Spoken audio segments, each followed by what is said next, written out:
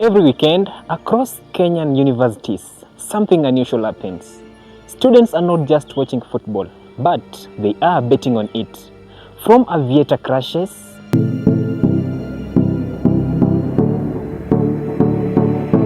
to jackpot predictions.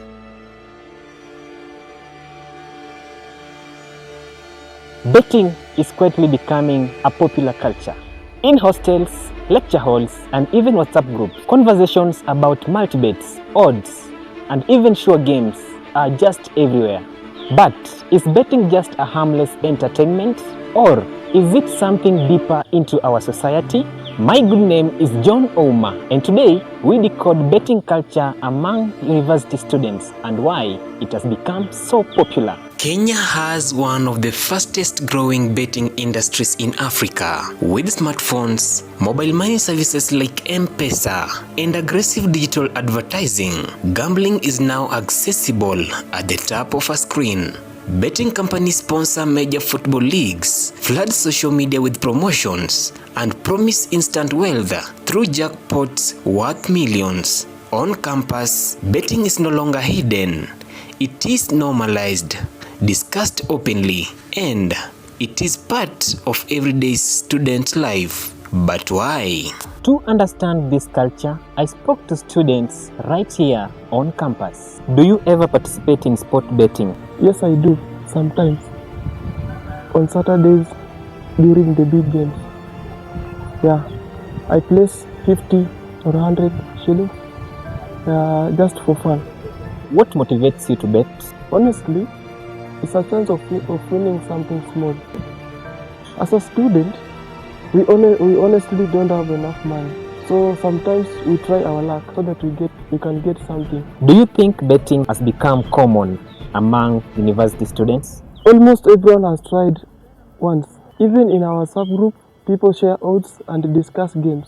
In your opinion, is betting entertainment or a problem among students? I think it depends on the person. For some, it's just for entertainment, but for others, it can become a serious habit if they can't control it. What these students are describing reflects a wider reality on many Kenyan campuses. Betting has become both opportunity and entertainment.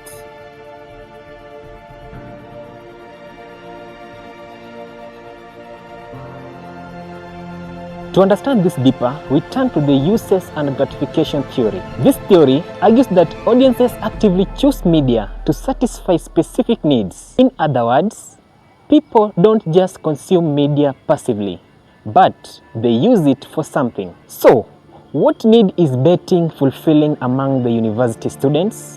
And first of all, is entertainment. Betting makes football more exciting.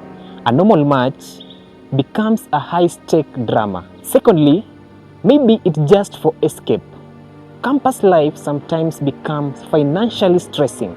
Between rent, food, and tuition fees, betting offers a temporary relief. It is a mental break from reality. And thirdly, it is a sense of belonging.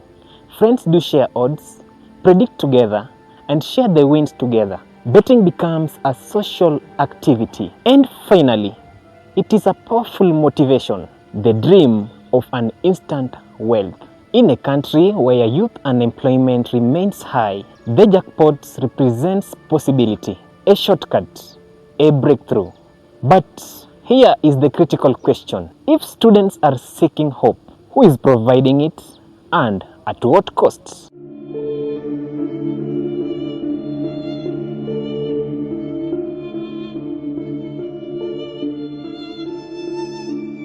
This brings us to the political economy of media. Betting companies are not charities. They are profit-driven corporations. They invest heavily in advertisement, influencer marketing, and sport sponsorship, strategically targeting young individuals. While students risk small amounts hoping to win big, the system statistically guarantees corporate profit. The dream is individualized and the profit is institutionalized. To get a professional perspective, I went ahead and spoke to a counselor. Why do you think betting has become so attractive to young people? especially the university students? Okay, to young people, we always look for platform that can make us rich so quick. So if you find places like or platforms like betting, people really go into them because they think they can make them rich. And do you think that advertising and social media influences this betting culture? Yeah, I think so, because it is through social media that betting advertisements are being done. So when they get to interact with them in social media, it also influences them to betting, because that's where they see people who gain from betting, so they think to them also they can also gain from it. Yeah.